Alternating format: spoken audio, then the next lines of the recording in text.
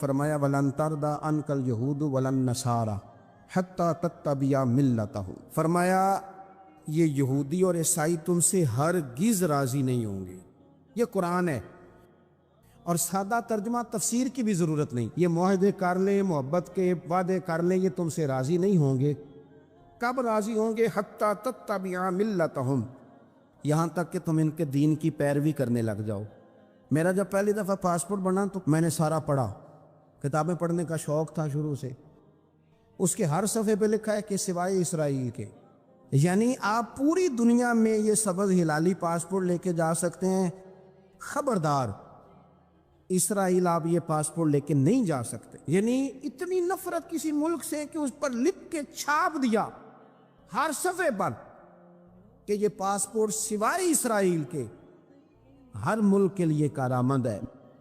آپ دیکھیں کہ اتنی بربریت اور اس جیتے جاگتے دیکھتے ماحول میں کہ جس میں ہر چیز کیمرے کی آنکھ دیکھ رہی ہے، اس میں اس قدر زیادہ اسرائیل کی جارحیت، اس کے جواب میں دو تین تازیانے ہیں وہ سمجھنے والے۔ ایک ہے کہ میں کوئی جذباتی بات کروں گا، آپ اس کی تائید کر دیں گے۔ ایک ہے کہ پہلوؤں پر غور کرنے کا وقت ہے کہ اتنے کٹھن ماحول میں بھی اگر مسلم امہ کے لیڈر بیدار نہیں ہو رہے تو آپ کو پس منظر سمجھنا پڑے گا کہ ہم نے نبی پاک کی محبت کے تقاضوں کو نہیں سمجھا۔ حضور سے محبت ہے نا، تو پھر نبی پاک کو تو سادہ طرز زندگی پسند ہے، حضور کو تو پسند نہیں ہے۔ اللہ کے محبوب نے تو دعا مانگ کے فقیری لی اللہ تعالیٰ سے۔ آپ کو پتہ ہے جب بندہ بہت زیادہ آسانیوں میں چلا جاتا ہے، بہت زیادہ اس کے پاس سہولیات ہو جاتی ہیں، اس کا مرنے کو دل نہیں کرتا۔ خود نبی پاک علیہ السلام نے فرمایا قیامت کے قریب کافر تم پر جھپٹیں گے جس طرح بھوکے لوگ کھانے پر جھپٹتے ہیں۔ حضور کیوں، ہم تھوڑے ہوں گے؟ فرمایا نہیں، تمہیں دنیا سے محبت ہو جائے گی اور موت تمہیں بری لگے گی۔ اتنے بڑے بڑے بنگلے، عالی شان محلات، کس کا چھوڑ کے مرنے کو جی چاہتا ہے معاذ اللہ۔ نبی پاک کی محبت کا تقاضا سمجھو، ایسا نہیں کہ وہاں دولت آئی نہیں۔ حضور تو فرماتے ہیں کہ اللہ نے خزانوں کی کنجیاں میرے ہاتھ میں رکھ دی ہیں، لیکن میں نے عرض کیا مالک ایک وقت روٹی دینا اور ایک وقت کا فاقہ دینا۔ کنجیاں خزانوں کی اللہ نے دی۔ جب تک آپ اپنا طرز زندگی، یہ جو بہت دنیا کا پیار ہے نا،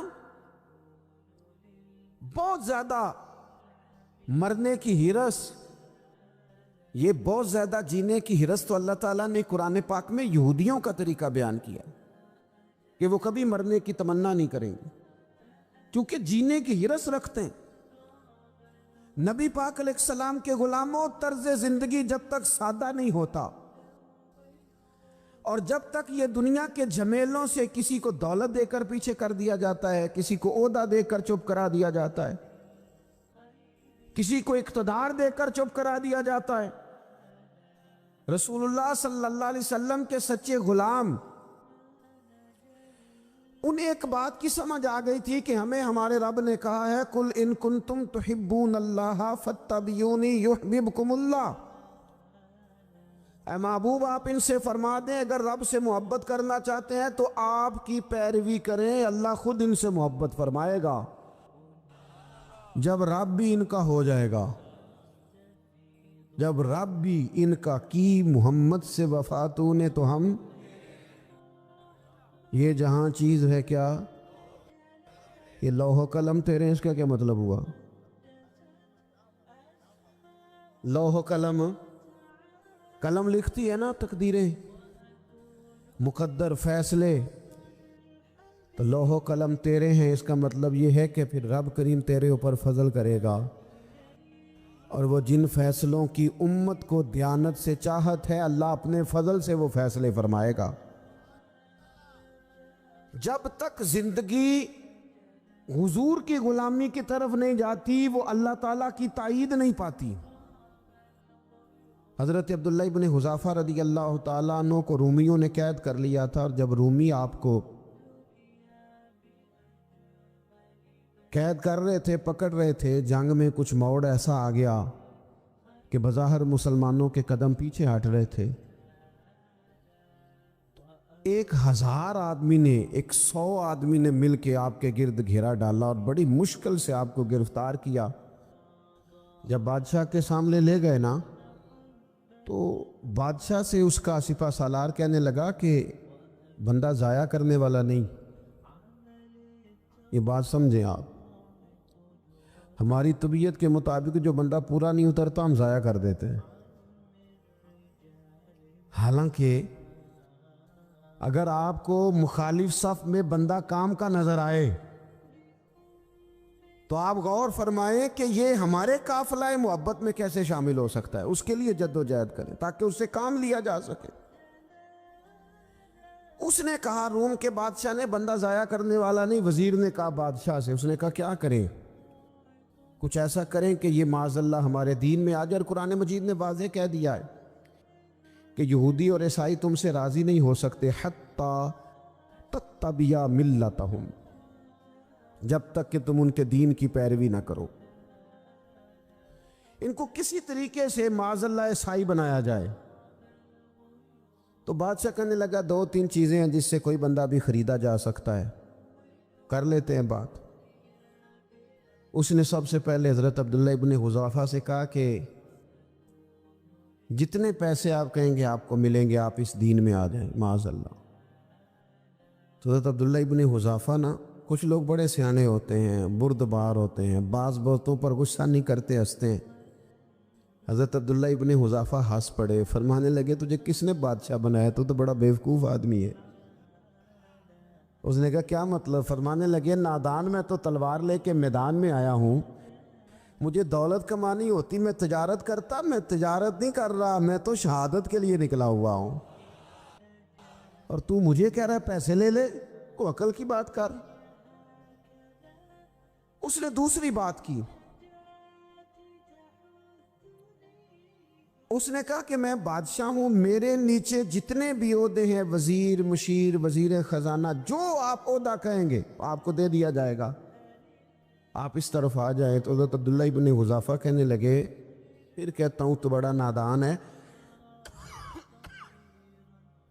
فرمانے لگے میں حضور کا صحابی ہوں، اور صحابی ہونے سے بڑا عہدہ دنیا میں ہے ہی کوئی نہیں۔ صحابہ وہ صحابہ جن کی ہر صبح عید ہوتی تھی، خدا کا قرب حاصل تھا، نبی کی دید ہوتی تھی۔ کہا تو مجھے لالچ دے رہا ہے؟ اب انہوں نے ایک نئی چال چلی۔ وزیر کہنے لگا کہ میں ایک اور طرح سے معاذ اللہ کوشش کرتا ہوں پگھلا دینے کی۔ آپ اندر کمرے میں قید تھے تو وہاں ایک خاتون کو بنا سوار کر بھیج دیے گا۔ دوستو یاد رکھنا، تگڑا اور مضبوط جوان پتہ کون ہوتا ہے؟ جس کی نظریں پوری طرح اس کے کنٹرول میں ہوں۔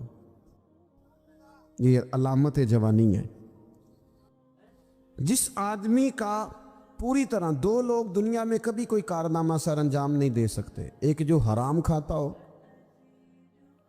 ایک جس کی نظر ناپاک ہو۔ محمد بن قاسم جب یہاں آئے تھے نا، تو ایک دن بڑے پریشان تھے، تو ایک بزرگ کہنے لگے آپ کیوں پریشان ہیں؟ کہنے لگے راجہ دہر سے مقابلہ ہے، اور ہماری فوج تو سندھ کے رستے بھی نہیں جانتی، زبان بھی نہیں جانتی، لڑیں گے کیسے؟ 2-4 دن کے بعد ان بزرگوں کی دوبارہ محمد بن قاسم سے ملاقات ہوئی تو بڑے خوش تھے۔ کہا اب آپ کیوں خوش ہیں؟ کہنے لگے وہ میرا مقابلہ نہیں کر سکتا، میں نے تحقیق کر لی ہے۔ کہا کیوں؟ کہنے لگے نظر کا گندہ ہے، اور جو نظر کے گندے ہوتے ہیں وہ میدانوں میں ٹھہرا نہیں کرتے۔ میدان کے لیے نکلنے کے لیے پاک جوانی کی ضرورت ہوتی، تطہیر مزاج ہونا ضروری ہوتا ہے، پاکیزہ افکار اور سچی اور سچی ستھری سوچوں کا ہونا ضروری ہوتا ہے۔ اس لیے فرمایا کہ میرا مقابلہ نہیں کر سکتا۔ حضرت عبداللہ ابن حذافہ کمرے میں تھے، تو وزیر کی بیٹی اندر سجی سنوری پہنچ گئی. جیسے ہی آپ نے اس کفر کی چال کو دیکھا تو تیمم کر کے نفل شروع کیے. وہ ساری رات بیٹھی رہی. رب کا بندہ ساری رات عبادت کرتا رہا. عبادت بڑا سہارا ہے, مصلی بڑا سہارا ہے اللہ کے بندوں. صبح دروازہ کھولا, وزیر نے اپنی بچی سے پوچھنا چاہتا تھا رزلٹ کیا نکلا, تو کہنے لگی پیچھے ہٹ جا, اب تیرا میرا تعلق کوئی نہیں, میں نے نبی پاک کا کلمہ پڑھ لیا. اس نے کہا میں نے بھی زمانہ دیکھا ہے, پر یہ کیا لوگ ہیں کستوری کے بنے ہوئے, سندل سے دھلے ہوئے, کہ میں ساری رات کمرے میں رہی اور 100 اور 1000 آدمی جس جوان کا مقابلہ نہ کر سکے, اتنا طاقتور جوان کمرے میں رہا اور اسے نظر اٹھا کے نہ دیکھا. او کچا رنگ للاری والا جیڑا چڑھدا تے لیندا رہندا ہے, اے عشق تیرے دا رنگ محمد چڑھیا پھر نہیں لیندا. سبحان اللہ. میں کہا ایک دفعہ نظر اٹھا کے نہیں دیکھا, کمال ہو گئی. اتنے بڑے لوگ, اتنی بڑی سعادت مندی, فیروز بختی, معاملہ فہمی, حد ہو گئی. اللہ اکبر. دوستو, بادشاہ جب پوری طرح ہار گیا نا, اس نے کہا مار دو. تیل گرم کیا ایک کڑاہی میں, اور جب آپ کو اس میں ڈالنے لگے تو آپ کی آنکھوں میں آنسو آ گئے. بادشاہ کا خیال ہوا شاید نرم ہو گئے ہیں. کہنے لگا روئے کیوں؟ فرمانے لگے سوچتا ہوں جان ہی ایک ہے, کتنا مزہ ہے اس کی راہ میں جان دینے کا, کتنی لذت ہے اس کے نام پر مرنے میں, کتنا لطف ہے. جے تو چڑھیا اتے دار بھی نہیں, تے جے تو وکیا عشق بازار بھی نہیں, تے ایڈا سستا سودا پیار بھی نہیں, تے ایڈا سستا لبدا یار بھی نہیں.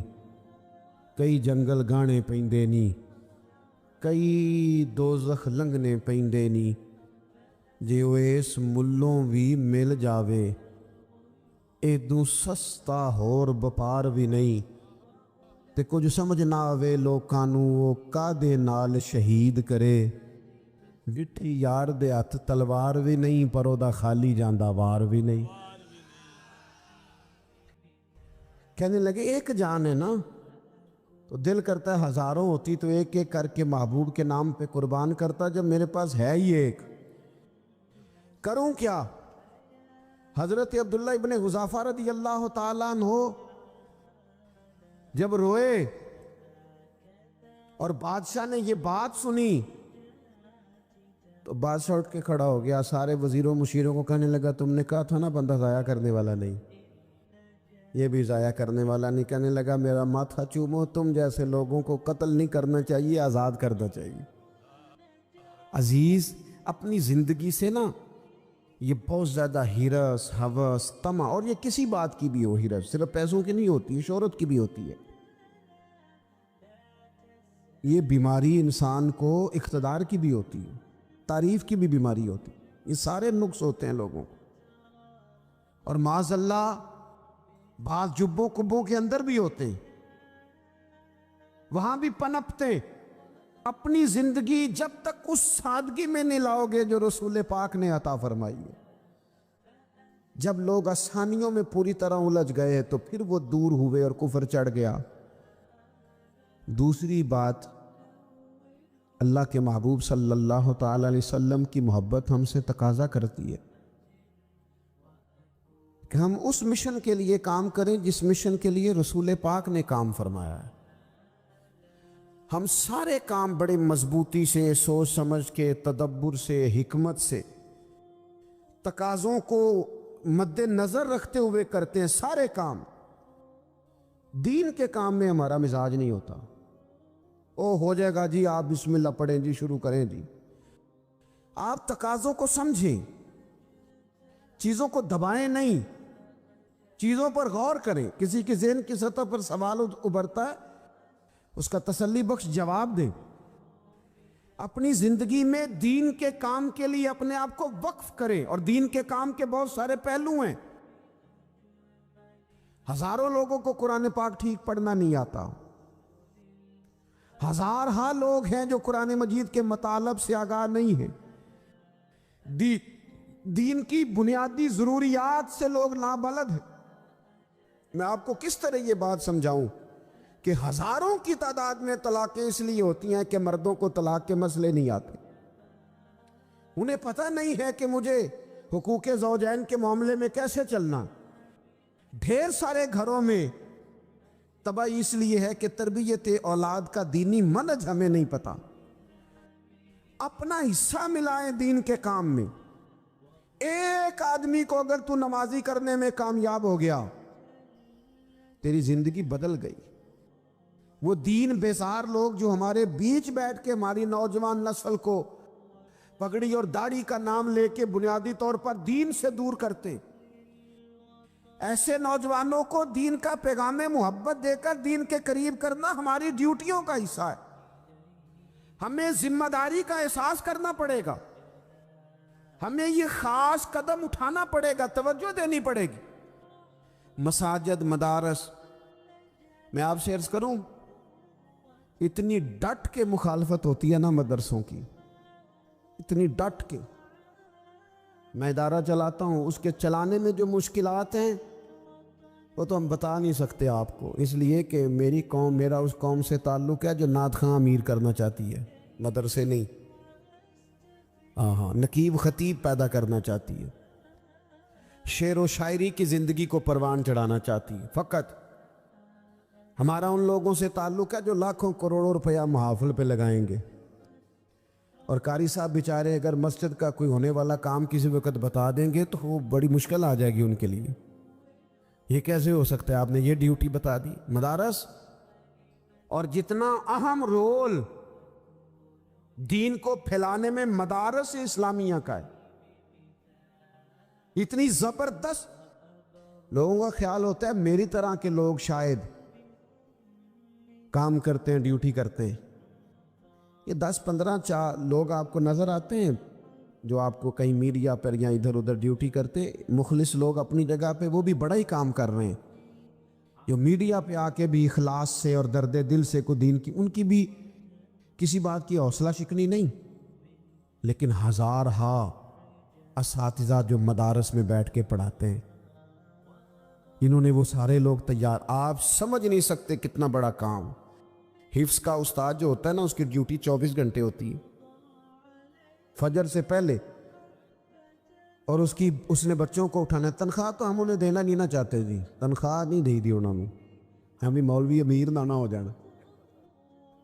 مولوی نو تے سوٹ بھی 27ویں والی رات دے ہی ہے تاکہ کدھر سوان کے عید والے دن پا نہ لوے، کیونکہ 27ویں تو بعد تے درزی پھڑتا ہی کوئی نہیں، کیوں حضرت؟ ایسا ہی ہے نا، اس وقت تو نہیں نہ لیتا۔ تو ہم چاہتے ہیں مولوی ہماری مرضی کے ہماری طرح کا سوٹ نہ پہن لے۔ مدارس کی مضبوطی آپ یہ دیکھ لیں، یہ صلاح الدین ایوبی کا تعلق بھلا کس چیز سے تھا؟ غوث اعظم کے مدرسے سے۔ حضور غوث اعظم کے مریدوں کی جماعت اس کے ساتھ شامل تھی۔ کون لوگ تھے جنہوں نے مدارس سے فیض پایا؟ رازی اور غزالی، حضور غوث اعظم، خواجہ اجمیر، یہ سب لوگ مدارس کے لوگ ہیں۔ کمزوریاں ہیں، غلطیاں ہیں، بہت ساری چیزوں کی اصلاح کی ضرورت ہے، لیکن یہ دین کا بہت بڑا قلعہ ہوتا ہے مدرسہ، لیکن اس کی مخالفت کی جاتی ہے۔ مجھے بتائیے، اگر مدرسوں میں کمزوریاں ہیں تو کالجوں یونیورسٹیوں میں نہیں ہیں؟ ہم نے کبھی مخالفت کی ہے بند کر دو سارے؟ لیکن لوگوں کا جب خیال آتا ہے، جب ہمارے ایک سابقہ وزیر صاحب تھے، سر راہ کسی دعوت میں میری ان سے ملاقات ہو گئی، تو انہوں نے کہا مدرسوں کا کردار کیا ہے آج کے ماحول میں؟ میں نے انہیں کہا کہ مختلف کورسز آپ کراتے ہیں نا، تو اس کے لیے پھر مختلف ویکینسیز ہوتی ہیں، جہاں بچوں کو مدرسے کا کورس کرایا جاتا ہے تو استاد بننا ہوتا ہے، اس نے خطیب بننا ہوتا ہے، مسجد کی ڈیوٹی کرنی ہوتی ہے۔ میں نے کہا بالکل کوئی حکومت سرپرستی نہیں کرتی، لیکن اللہ کا فضل ہے، کبھی آپ نے حکومت سے سنی ہے جس میں جمعے والے دن مولوی نہ ملا ہو جمعہ پڑھانے کے لیے؟ کبھی آپ کو رمضان میں ایسی مسجد ملی ہے جس میں قرآن مجید سنانے کے لیے حافظ نہ ملا ہو؟ یہ ہو سکتا ہے کسی حافظ کو مسجد نہ ملے. تو مدارس کے ذمے جو کام تھا مدارس نے جم کے کیا ہے اور ڈٹ کے کیا اللہ کے فضل سے. اور مدارس کے لوگوں کو بھی کمزور نہیں پڑنا چاہیے. کبھی کسی وزیر مشیر مالدار کے روب میں نہیں آنا چاہیے، قطعاً نہیں. کیوں؟ کہ یہ وہ عظیم لوگ ہیں رسول اللہ صلی اللہ علیہ وسلم کے دین کے غلام، کہ ابھی ایک لفظ نہیں پڑا ہوتا الف با تا سا، پہلے دن گھر سے نکلتے ہیں تو حضور فرماتے ہیں اللہ کے فرشتے ان کے پیروں کے نیچے پر بچھا بھی دیتے ہیں. پہلے دن اتنا بڑا اعزاز ملتا ہے. تو حضور کی محبت کا تقاضا ہے دین کا کوئی کام کیا جائے. ایک خاتون مسجد نبوی شریف میں جھاڑو دیتی تھی پر کوئی کام تو کرتی تھی نا. اور کس مسجد میں؟ جہاں 70,000 فرشتے صبح آتے ہیں 70 شام آتے ہیں. اس مسجد میں وہ خاتون جھاڑو دیتی تھی. بخاری ہے. جب ان کا انتقال ہو گیا صحابہ نے سوچا کہ حضور کو تکلیف ہوگی، بغیر بتائے جنازہ پڑھ دیا. حضور صبح تشریف لائے، تازی قبر دیکھی، اور محبوب وہ ہیں جو فرش پہ کھڑے ہو کے عرش کی خبریں دیتے ہیں. نبی پاک علیہ الصلوۃ والسلام نے فرمایا کہ مجھے اطلاع کیوں نہیں دی اس کے انتقال کی؟ یہ کرم دیکھو. کوئی ڈیوٹی تو کرتی تھی نا یار، پر خلوص سے، پر پیار سے، پر اللہ کو راضی کرنے کے لیے، پر درد دل سے. اور دین کی ڈیوٹیاں کرنے والے دوستو سنو، حضور صبح آئے، قبر کو دیکھ کر فرمایا مجھے کیوں نہیں بتایا؟ یا رسول اللہ آپ کو تکلیف دینا مناسب نہ جانا. تو قبر پہ کھڑے ہو کے حضور نے فرمایا صف بناؤ میں دوبارہ جنازہ پڑھاؤں گا. صف بناؤ میں دوبارہ جنازہ پڑھاؤں گا. کوئی ڈیوٹی تو. تیسرا تقاضا حضور کی محبت کا. سمجھو میں بس بڑی جلدی بات سمیٹنے لگا ہوں. حضور کی امت سے پیار کرو، یہ نبی پاک کی محبت کا تقاضا ہے. حضور اس بندے سے بڑے راضی ہوتے ہیں جو حضور کی امت سے پیار کرتا ہے.